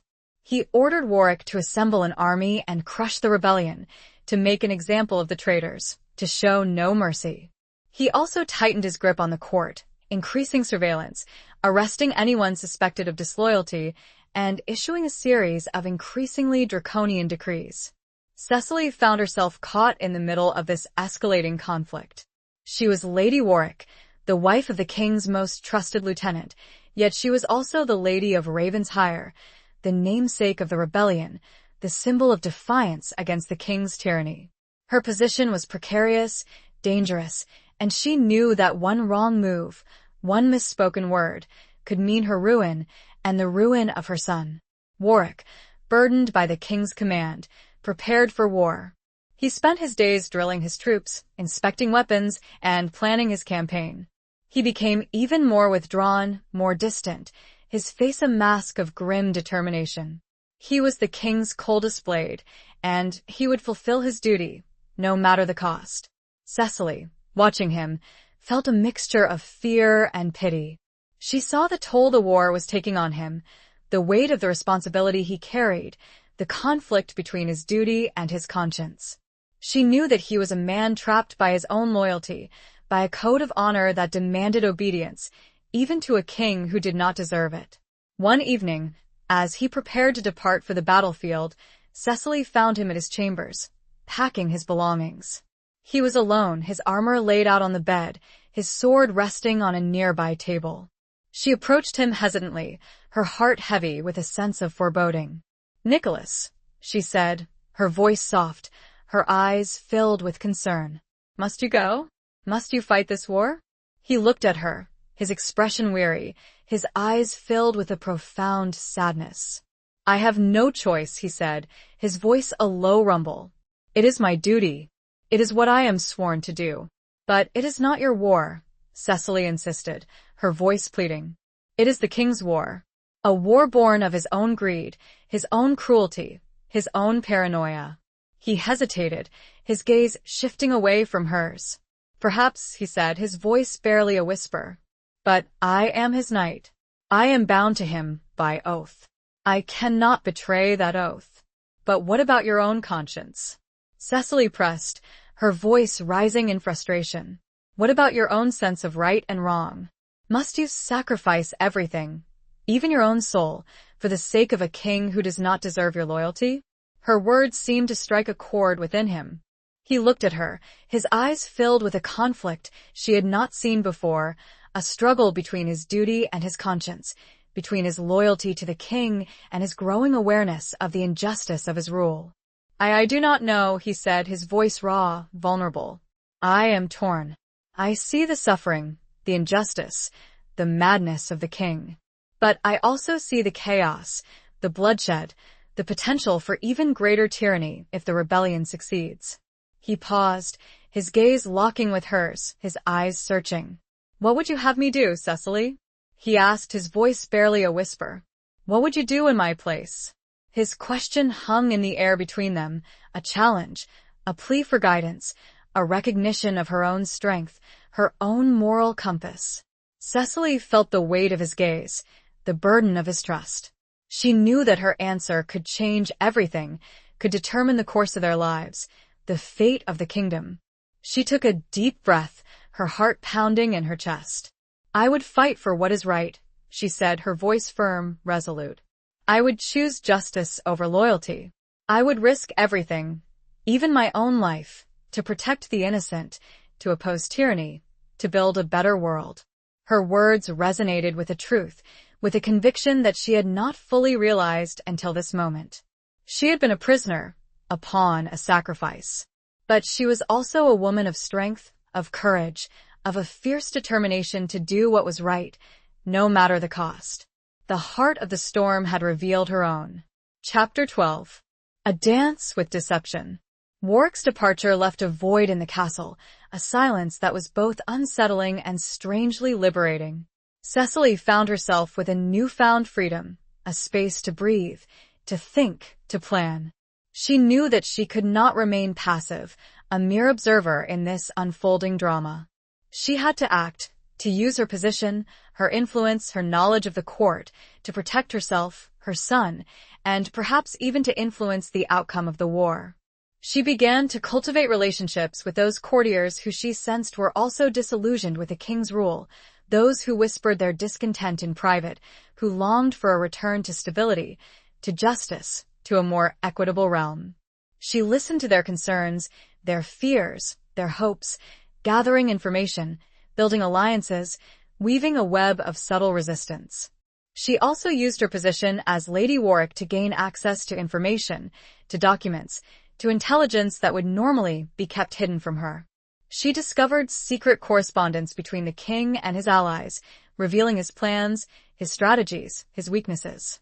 She learned of plots and conspiracies, of shifting loyalties and hidden agendas. She became a master of deception, playing the role of the dutiful wife, the loyal subject, while secretly working to undermine the king's authority, to support the rebellion, to pave the way for a different future. It was a dangerous game, a dance with death, and she knew that one wrong move, one misstep, could expose her, could lead to her imprisonment, her execution. But she was driven by a fierce determination to do what was right, to protect those she loved, to fight for a better world. She had found her purpose, her strength, her voice, in the midst of chaos and uncertainty. One evening, she received a secret message delivered by a trusted servant, a woman who had been loyal to her family for generations. The message was from the leaders of the League of the Silver Falcon, requesting a meeting, a chance to discuss their shared goals, their common enemy. Cecily knew that this was a risky proposition. Meeting with the rebels, even in secret, could be construed as treason, could be used as evidence against her. But she also knew that it was an opportunity, a chance to forge an alliance, to coordinate their efforts, to increase their chances of success. She agreed to the meeting, choosing a remote, abandoned hunting lodge deep within the forest as their rendezvous point. She traveled there under cover of darkness, accompanied only by a small escort of trusted guards, men who had served her family for years, who were loyal to her, not to the king. The meeting was tense, fraught with danger. The rebel leaders were wary of her, suspicious of her motives, unsure of whether she was truly on their side, or simply a spy for the king. Cecily, in turn, was cautious, assessing their strength, their resolve, their leadership. She knew that she was taking a huge gamble, trusting these men with her life, with the future of Ravensshire. She spoke to them with honesty, with passion, with a conviction that surprised even herself. She told them of her past, of her forced marriage, of her growing disillusionment with the king's rule. She shared with them the information she had gathered, the secrets she had uncovered, the weaknesses she had identified. She offered them her support, her resources, her influence within the court. She proposed a plan, a strategy for coordinating their efforts, for undermining the king's authority, for ultimately achieving their shared goal, a more just, a more equitable realm. The rebel leaders listened intently, their initial skepticism gradually giving way to a grudging respect, a growing trust. They saw in her a strength, a courage, a determination that mirrored their own. They recognized her as a valuable ally, a potential leader, a woman who could help them win this war. The meeting ended with a tentative alliance, a fragile agreement to work together, to share information, to coordinate their efforts. Cecily returned to the castle, her heart pounding with a mixture of fear and exhilaration. She had taken a huge risk, crossed a dangerous line, but she had also found a new purpose, a new hope, a new sense of belonging. She was no longer just Lady Warwick, the wife of the king's coldest blade. She was Cecily of Ravensshire, a leader, a rebel, a woman who was willing to fight for what she believed in, no matter the cost. She was finally dancing with deception, and for the first time, she felt the steps could lead her to victory. Chapter 13. Threads of Loyalty and Betrayal. The alliance with the League of the Silver Falcon was a precarious one, built on a foundation of shared goals and mutual distrust. Cecily knew that she had to tread carefully, maintaining the facade of loyalty to the king while secretly working to undermine his authority. It was a delicate balancing act, a constant dance with deception, where one wrong step could lead to disaster. She continued to cultivate relationships within the court, subtly gathering information, identifying potential allies, and sowing seeds of dissent.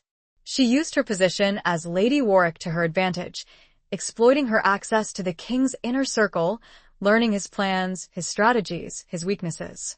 She communicated with the rebel leaders through a network of trusted messengers, sharing information, coordinating their efforts, and planning their next moves. It was a dangerous game, and she knew that she was constantly being watched, scrutinized, suspected. The king's paranoia was growing, fueled by the escalating rebellion and the whispers of dissent within his own court. He increased surveillance, ordered more arrests, and issued even more draconian decrees. The atmosphere in the castle became increasingly tense, oppressive, with everyone suspecting everyone else, and no one knowing who to trust.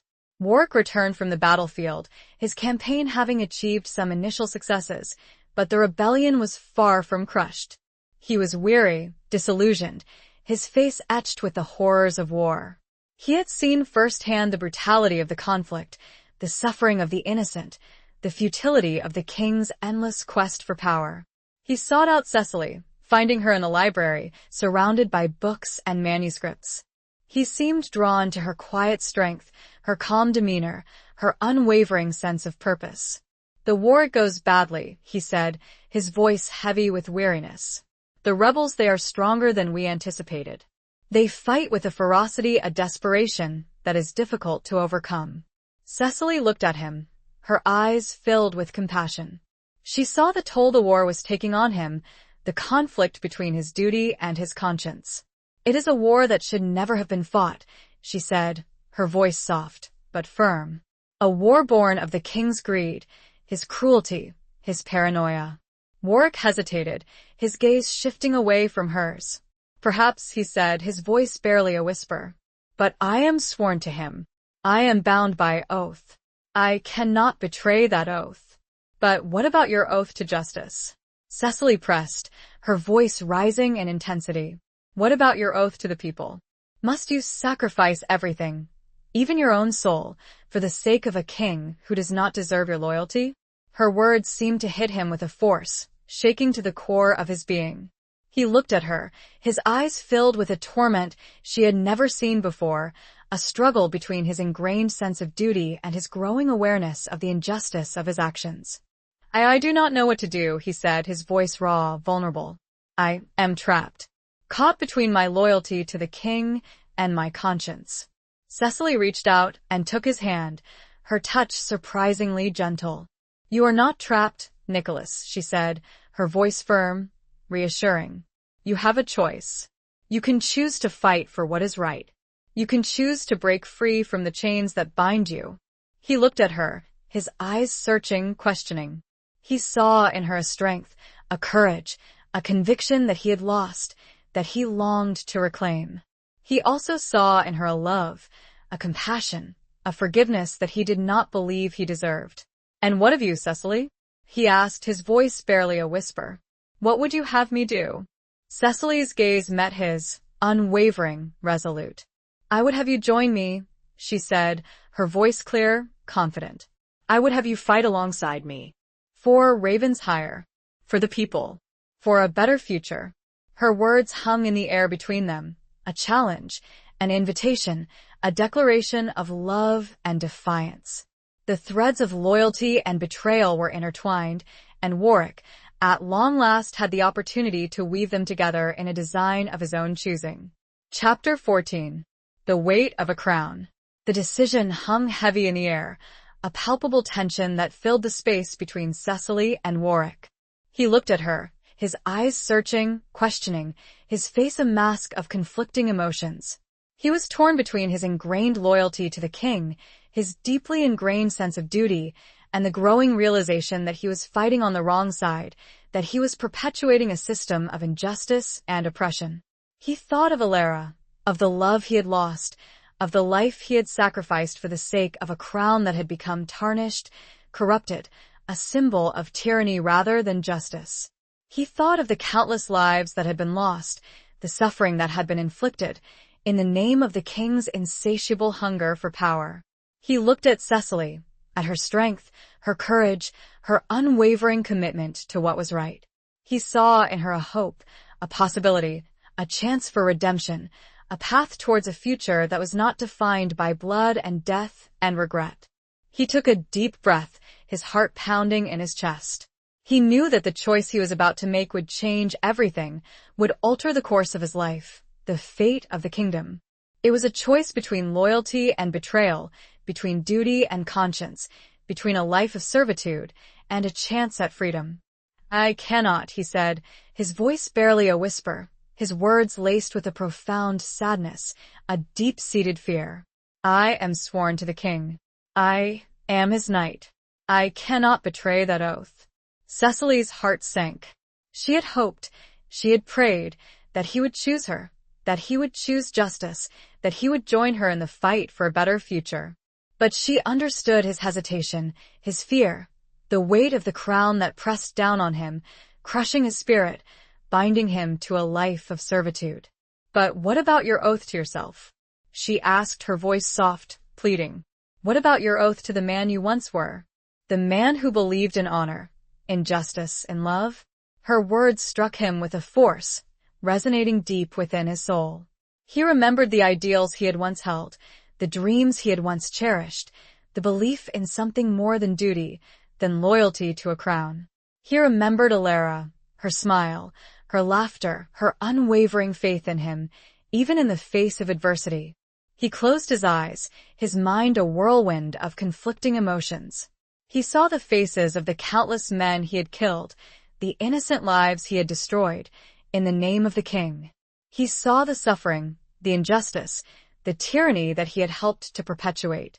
He opened his eyes, his gaze meeting Cecily's, his expression resolute, determined.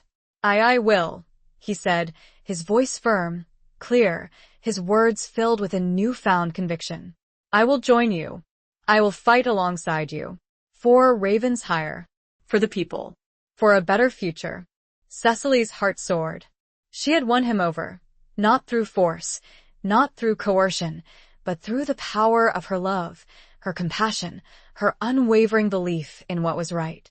She had broken through the walls that surrounded him, the armor that protected his heart, the chains that bound his soul. They embraced, a long, passionate embrace that sealed their commitment, their alliance, their love.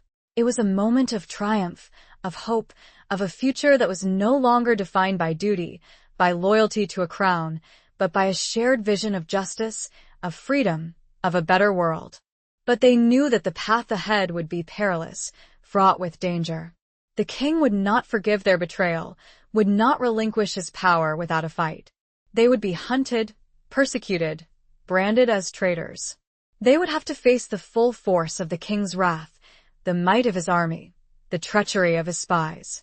They began to plan, to strategize, to prepare for the inevitable confrontation. They reached out to the rebel leaders, solidifying their alliance, coordinating their efforts, and preparing for a final, decisive battle. They also worked to gather support within the court, subtly undermining the king's authority, exposing his lies, and revealing his cruelty. They won over some of the nobles, some of the knights, those who were also disillusioned with the king's rule, those who longed for a return to stability, to justice. The weight of the crown was heavy, oppressive, but Cecily and Warwick, together, were determined to lift it, to shatter it, to build a new foundation, a new realm, based on principles of fairness, of compassion, of a shared humanity. The king may have had power, but now so did they. Chapter 15. Whispers of Rebellion. The castle, once a symbol of the king's absolute power, became a breeding ground for whispered conspiracies and clandestine meetings. Cecily and Warwick, working in tandem, moved like shadows through the corridors, gathering support, disseminating information, and preparing for the inevitable showdown with the king. They were playing a dangerous game, a high-stakes gamble, where one wrong move could expose them, could lead to their imprisonment, their execution. Cecily used her position as Lady Warwick to her advantage, exploiting her access to the king's inner circle, learning his plans, his strategies, his weaknesses. She hosted lavish dinners and gatherings, inviting nobles and courtiers who she suspected were sympathetic to their cause. She engaged them in subtle conversations, probing their loyalties, gauging their willingness to join the rebellion. Warwick, meanwhile, used his military expertise to train a secret force of loyal knights and soldiers, men who were disillusioned with the king's rule, who longed for a return to honor and justice. He drilled them in secret, in hidden locations within the castle grounds, preparing them for the coming battle. They communicated with the rebel leaders through a network of trusted messengers, coordinating their efforts, sharing intelligence, and planning their next moves. It was a complex and intricate operation, requiring meticulous planning, flawless execution, and a constant awareness of the ever-present danger of discovery. The king, increasingly paranoid and isolated, sensed the shifting tides within his own court. He increased surveillance, ordered more arrests, and issued even more draconian decrees. The atmosphere in the castle became increasingly tense, oppressive, with everyone suspecting everyone else, and no one knowing who to trust. One evening, as Cecily and Warwick were meeting in secret in the library, discussing their plans, they were interrupted by a sudden knock on the door. Their hearts leaped into their throats. Had they been discovered? Was this the end? Warwick quickly concealed the documents they had been reviewing, hiding them behind a bookshelf. Cecily composed herself, forcing a calm expression onto her face. "Enter," she said, her voice steady, betraying none of the turmoil she felt inside. The door opened, and a young page entered, his face pale and anxious. "My lady," he said, bowing nervously, "the king he summons you. Both of you. To the great hall. Immediately." Cecily and Warwick exchanged a look of apprehension. This was unexpected, unusual. The king rarely summoned them together, and never at this late hour. What could it mean? They followed the page to the great hall, their minds racing, trying to anticipate what awaited them. As they entered the hall, they were met with a scene of chaos and confusion. The king was seated on his throne, his face flushed with rage, his eyes burning with a manic intensity. He was surrounded by his guards, his advisors, his few remaining loyal courtiers. The hall was filled with whispers, with murmurs, with a palpable sense of fear and uncertainty. There you are," the king said, his voice dripping with sarcasm. "The loving couple. The loyal subjects." He gestured towards them with a trembling hand. "I have received disturbing reports," he said, his voice rising in volume. "Reports of treason, of conspiracy, of a plot to overthrow me." Cecily and Warwick remained silent, their faces impassive, betraying none of the fear that churned within them. They knew that they were walking on a knife's edge, that one wrong word, one misplaced glance, could seal their fate. "I've been informed," the king continued, his voice cracking with rage, "that you, Lady Cecily, have been communicating with the rebels. That you have been plotting with the League of the Silver Falcon. That you have been conspiring to betray me." He turned his gaze towards Warwick, his eyes narrowing. "And you, Sir Nicholas," he said, his voice dripping with venom. "My trusted knight, my loyal servant. You have aided and abetted her. You have protected her. You have joined her in her treachery." The king's words hung in the air, heavy and suffocating. The whispers in the hall died down, replaced by a stunned silence. All eyes were on Cecily and Warwick, awaiting their response, anticipating their fate. Cecily knew that this was the moment of truth. They had been exposed, betrayed, their carefully constructed plans shattered. They had reached the point of no return. She looked at Warwick, her eyes filled with a mixture of fear and determination. He met her gaze, his expression resolute, his hand resting on the hilt of his sword. They were ready to fight. The whispers of rebellion would soon be replaced with the shouts of open revolt. Chapter 16. The Lion's Denver. The silence in the great hall was thick and heavy, broken only by the crackling of the torches and the king's ragged breathing. All eyes were on Cecily and Warwick, their fate hanging in the balance, their lives poised on the edge of a knife. The king, his face contorted with rage and paranoia, glared at them, his eyes burning with a manic intensity. "Well?" he demanded, his voice a venomous hiss. Do you deny it? Do you deny your treachery? Cecily took a deep breath, her heart pounding in her chest. She knew that denial was futile. The king had evidence, witnesses, perhaps even spies within their own ranks. They had been betrayed, their carefully laid plans exposed. She looked at Warwick, her eyes conveying a silent message, a shared understanding, a commitment to face their fate together, with courage and defiance. He met her gaze, his expression resolute, his hand still resting on the hilt of his sword. We do not deny it, Cecily said, her voice clear and strong, echoing through the silent hall. We have opposed your tyranny. We have sought to protect the people. We have fought for a better future. A gasp rippled through the assembled courtiers. Her words were an open admission of guilt, a defiant challenge to the king's authority, a declaration of war. The king leaped to his feet, his face purple with rage. Treason! He screamed, his voice cracking. You dare to defy me? You dare to betray me? He pointed a trembling finger at them. Guards! He shrieked. Seize them. Imprison them. They will be executed at dawn. The guards, hesitant at first, began to move towards Cecily and Warwick, their swords drawn, their faces grim. But before they could reach them, Warwick stepped forward, his voice booming through the hall. Stop!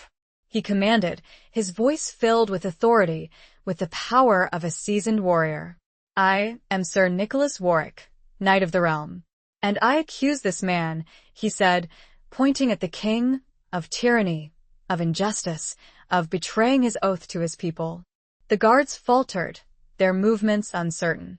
Warwick's words, his reputation, his commanding presence, had a profound effect on them. They were torn between their loyalty to the king and their respect for Warwick, their fear of the king's wrath, and their growing disillusionment with his rule.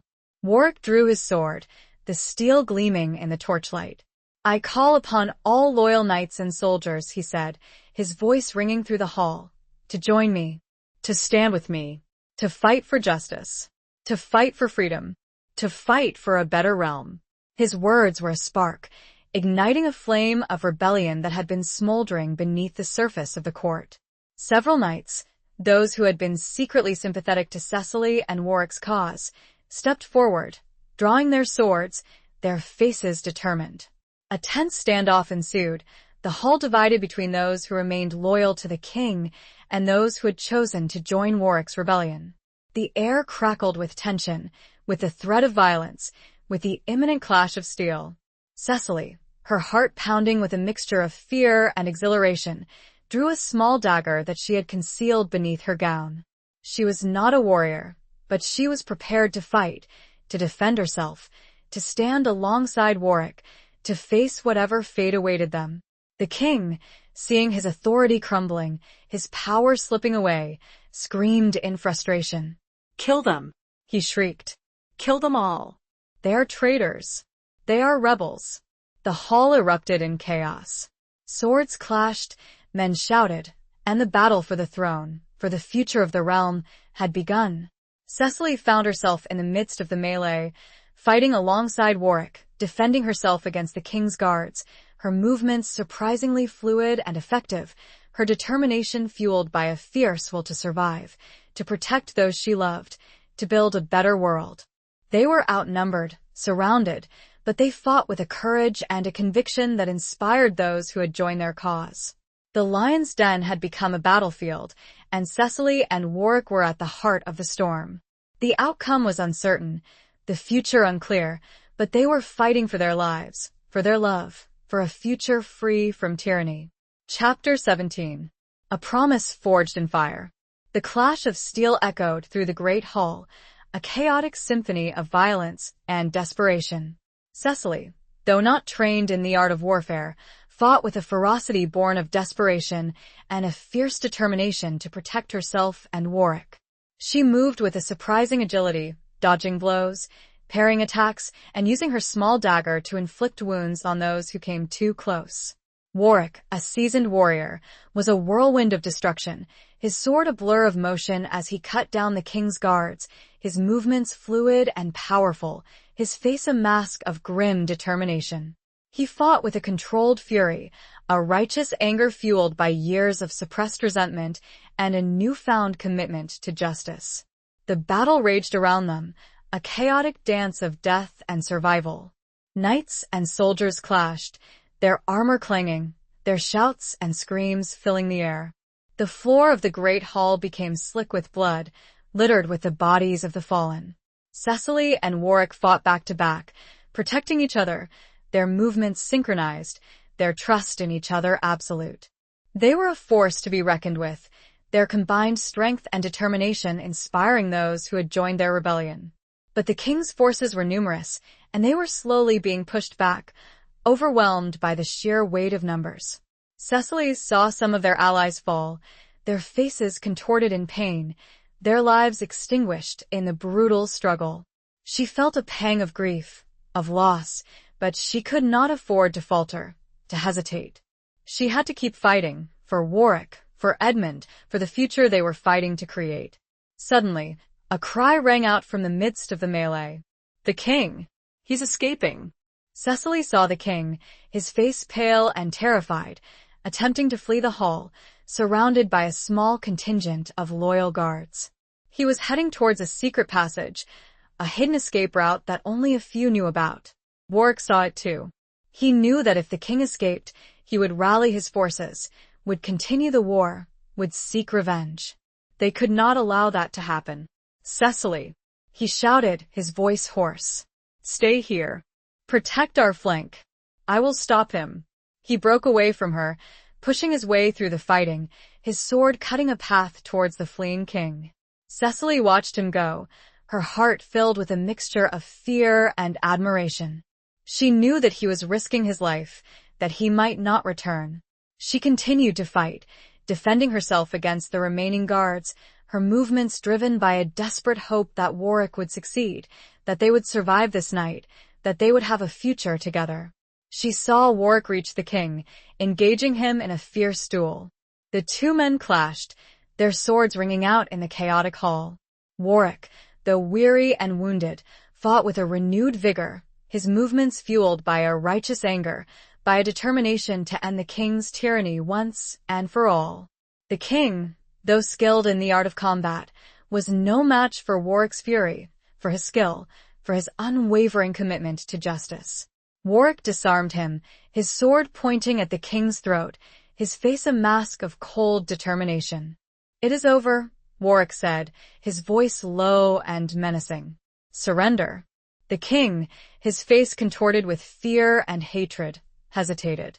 He looked around the hall, seeing his forces defeated, his power shattered, his reign of terror at an end.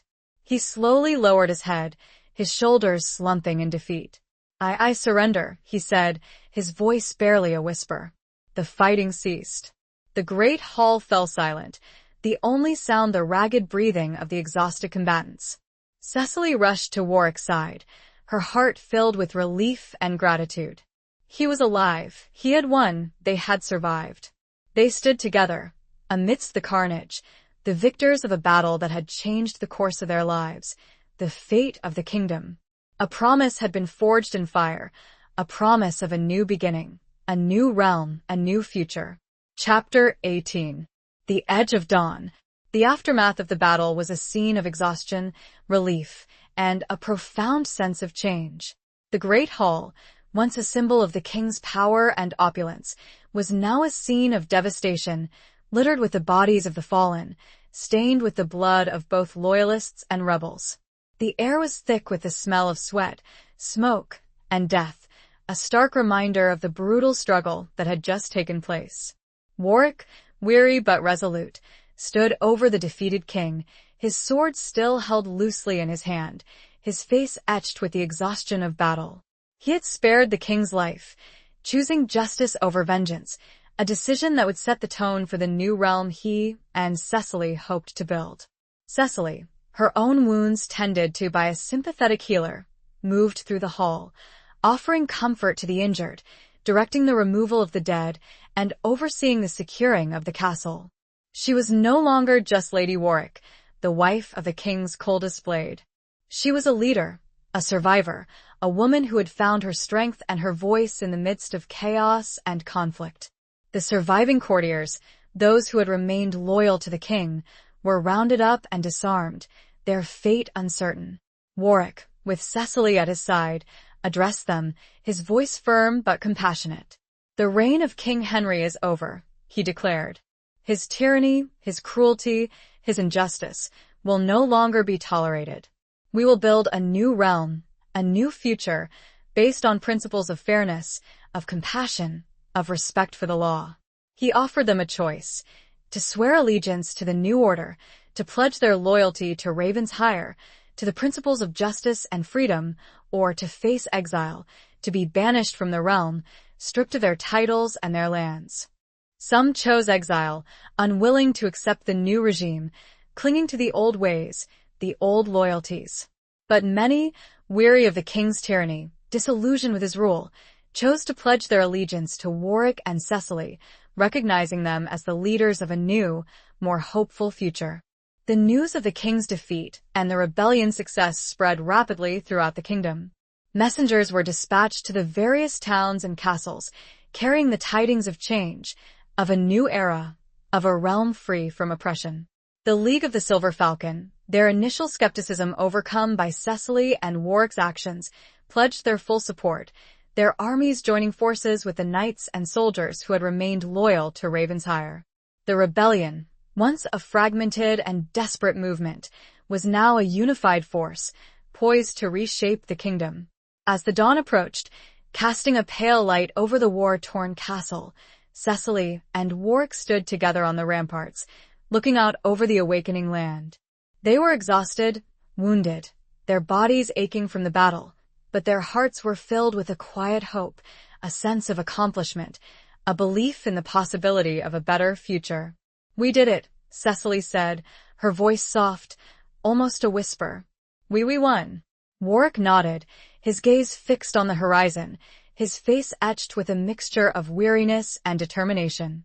"The battle is won," he said, "but the war for a just and equitable realm is just beginning." He turned to her, his eyes meeting hers, his expression softening. "We will face it together," he said, his voice filled with a newfound tenderness, a love that had blossomed in the midst of conflict and chaos. "We will build a new world, Cecily. A world worthy of our children, of our people, of the sacrifices we have made." He reached out and took her hand, his touch gentle but firm. Their fingers intertwined, a symbol of their unity, their commitment, their love. They stood there, on the edge of dawn, the future uncertain, the challenges ahead daunting, but their hearts filled with hope, with a belief in the power of justice, of freedom, of a love forged in fire. Chapter 19. Blood and Redemption. The transition of power was not seamless. Pockets of resistance remained, loyalists to the deposed king who refused to accept the new order. Skirmishes and uprisings continued to erupt in various parts of the kingdom, testing the strength and resolve of the newly formed alliance. Warwick, with his military expertise, took charge of quelling these rebellions, leading his forces with a combination of firmness and compassion. He sought to minimize bloodshed, to offer amnesty to those who laid down their arms, to demonstrate that the new regime was one of justice, not vengeance. Cecily, meanwhile, focused on consolidating their power within the court, establishing a new council of advisors composed of both nobles and commoners, men and women who were known for their wisdom, their integrity, and their commitment to the well-being of the realm. She worked tirelessly to reform the laws, to abolish the king's oppressive decrees, to establish a system of justice that was fair and equitable to all. It was a challenging time, a period of upheaval and uncertainty, but Cecily and Warwick worked together, their bond strengthened by the trials they had faced, their love deepened by the shared sacrifices they had made. They complemented each other, his military prowess balancing her political acumen, his quiet strength supporting her unwavering determination. One of the most pressing issues they faced was the fate of the former king, Henry. He was held captive in the castle, stripped of his power, his authority, his dignity. There were calls for his execution, demands for vengeance from those who had suffered under his rule. Cecily and Warwick, however, resisted these calls. They believed that executing the king would only perpetuate the cycle of violence, would further divide the kingdom, would undermine their efforts to build a new realm based on principles of justice and compassion. They decided to hold a public trial, to allow the former king to answer for his crimes, to give the people a chance to hear his defense, to ensure that justice was served, not vengeance. The trial was held in the Great Hall, the same hall where the rebellion had begun, the same hall where Cecily and Warwick had faced the king's wrath, the same hall where they had fought for their lives, for their love, for their future. The hall was packed, filled with nobles, commoners, soldiers, all eager to witness the downfall of the tyrant who had oppressed them for so long. The former king, Henry, was brought before them, his hands bound, his head bowed, his face etched with a mixture of fear and defiance.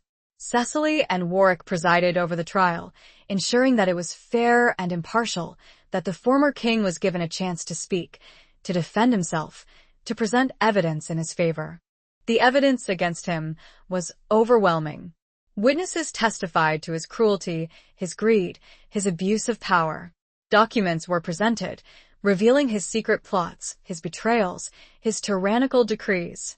The former king, in his defense, claimed that he had acted in the best interests of the realm, that he had been misled by his advisors, that he had been forced to make difficult choices in order to maintain order and stability. But his words rang hollow, his excuses unconvincing. The people had suffered too much under his rule, had witnessed too much injustice, had endured too much pain. The trial lasted for several days, a grueling and emotional process, a public reckoning with the past, a necessary step towards healing and reconciliation. In the end, the verdict was unanimous: guilty. The former king, Henry, was found guilty of treason, of tyranny, of crimes against the people. But Cecily and Warwick, in a demonstration of their commitment to justice and compassion, did not sentence him to death. They sentenced him to life imprisonment in a remote monastery, far from the court, far from the centers of power, where he would have time to reflect on his actions, to atone for his sins, to find redemption if he could. It was a controversial decision, one that angered some, that disappointed others, but it was a decision that reflected their vision of a new realm, a realm where justice was tempered with mercy, where vengeance was replaced with reconciliation, where blood was not the only path to redemption. Chapter 20. The Reckoning of Love and Duty. With the former king imprisoned and the realm slowly stabilizing, Cecily and Warwick turned their attention to the task of rebuilding, of healing the wounds of war, of forging a new future for their people. They worked tirelessly, side by side, their love for each other a source of strength and inspiration, their shared vision of a just and equitable realm a guiding principle. They implemented sweeping reforms, abolishing the king's oppressive taxes, restoring lands and titles that had been unjustly seized, and establishing a system of governance that was based on consultation and consensus, rather than on the whims of a single ruler. They fostered trade and commerce, encouraged education and the arts, and promoted a culture of tolerance and understanding. They sought to create a realm where all citizens, regardless of their birth or status, had the opportunity to thrive, to live in peace and prosperity. Their efforts were not always easy. They faced opposition from those who clung to the old ways, from those who had benefited from the king's tyranny, from those who feared change and uncertainty. But they persevered, guided by their unwavering commitment to justice, by their love for their people, by their belief in the possibility of a better future. One evening, as they sat together in the solar, the same room where their forced marriage had been decreed, the same room where they had begun to forge a genuine connection, they reflected on the journey they had taken, the trials they had overcome, the love they had found amidst the chaos and conflict.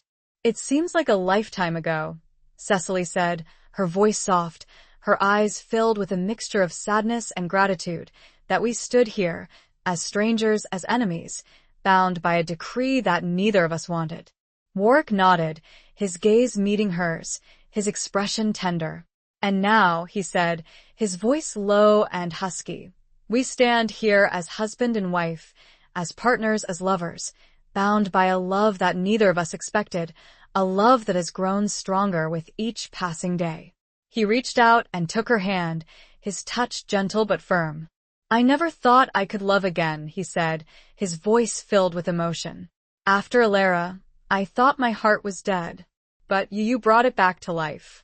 You showed me that there is still hope, still beauty, still love in this world. Cecily's eyes filled with tears, tears of joy, of gratitude, of a love that had defied all odds, that had blossomed in the most unlikely of circumstances. And I, she said, her voice trembling, never thought I could trust again. After Gareth, after the betrayal, I thought I was broken. But you showed me that there is still strength, still courage, still loyalty in this world. They embraced, a long, passionate embrace that sealed their love, their commitment, their shared vision of a future filled with hope and promise. But their reckoning was not yet complete. There was one final thread to be woven into the tapestry of their lives, one final loose end to be tied. Edmund, Cecily's son, had returned to court, his training complete, his loyalty to his mother and to Warwick unwavering. He had witnessed the transformation of the realm, the rise of his mother and stepfather as leaders, the dawning of a new era. He was proud of them, admired them, loved them. But he also carried a burden, a secret, a question that had haunted him for years. One day, he approached Cecily and Warwick, his face etched with a mixture of apprehension and determination. I need to know, he said, his voice hesitant. I need to know the truth about my father, about Lord Alaric. Cecily and Warwick exchanged a look of understanding. They knew that this moment would come, that Edmund deserved to know the truth, however painful it might be. Cecily took a deep breath, her heart heavy with the weight of the past. She told Edmund the story of her forced marriage to Lord Alaric, of her brief, passionate love for Gareth, of the betrayal that had shattered her world. She told him that Alaric had been a good man, a kind man, but that their marriage had been one of duty, not love. She told him that Gareth had been her true love, the father of her heart, if not of her body. Edmund listened intently, his face a mixture of sadness and understanding. He had always sensed that there was something missing, something unspoken, in the stories he had been told about his parents.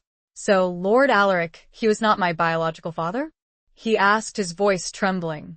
Cecily shook her head. No, my son, she said, her voice soft and gentle. He was not. But he loved you as his own. He raised you as his own. He was a good father to you. Edmund nodded, his eyes filled with tears. He had always admired Lord Alaric, had always respected him, had always loved him as a father. But now, he understood the truth, the complexities of his mother's past, the sacrifices she had made. He looked at Warwick, his eyes searching. And you? He asked. What is your role in all of this? Warwick stepped forward, his expression sincere. I am your stepfather, he said, his voice firm and clear. I am your mother's husband. And I love you as my own son. I will protect you, guide you, support you, in any way that I can. Edmund returned his gaze, assessing him, measuring him. He saw in Warwick a strength, a courage, a loyalty that he admired. He saw in him a man who had earned his mother's love, a man who had fought for justice, a man who was worthy of his respect. He extended his hand to Warwick, a gesture of acceptance, of reconciliation, of a new beginning. Then I accept you, he said, his voice firm and clear. As my stepfather. As my family. Warwick took his hand, his grip firm and reassuring.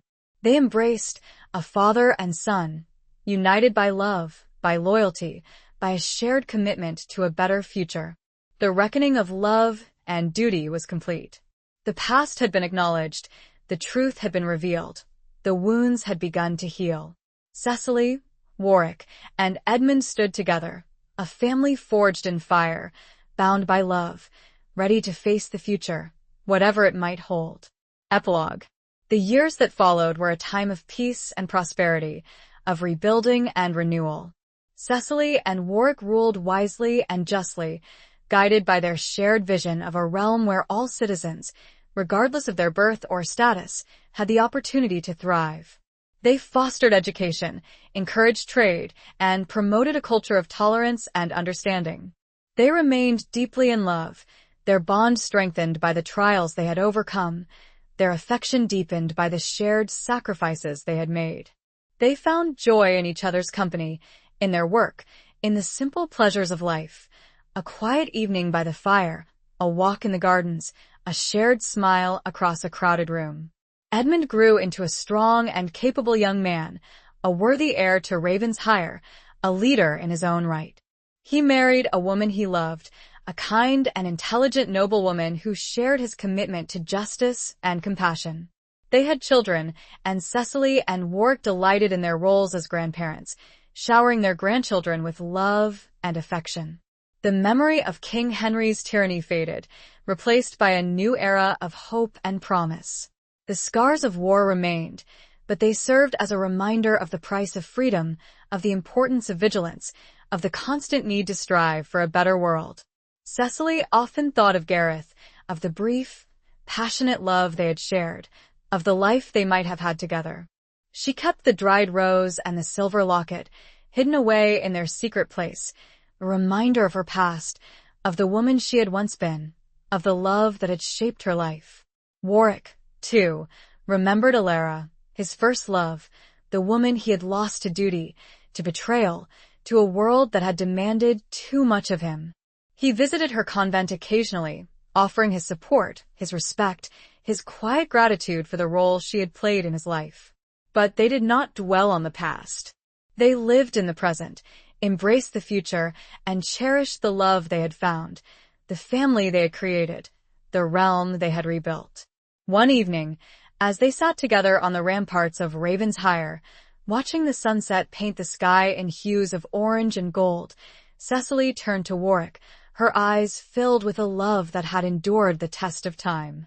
"We did it, Nicholas," she said, her voice soft, almost a whisper. We built a better world." Warwick nodded, his gaze meeting hers, his expression tender. "We did," he said, his voice low and husky. "Together." He reached out and took her hand, his touch gentle but firm. Their fingers intertwined, a symbol of their enduring love, their unwavering commitment, their shared journey through darkness and light, through conflict and peace, through despair and hope. They sat there, in silence, watching the stars emerge, their hearts filled with gratitude, with peace, with a love that had conquered all. Ravensshire, once a symbol of whispered secrets and forbidden love, was now a beacon of hope, a testament to the power of resilience, of courage, of a love that had blossomed in the heart of a storm. The whispers had faded, replaced by the steady rhythm of a peaceful kingdom, a kingdom built on the foundations of love, loyalty, and a shared dream of a brighter future.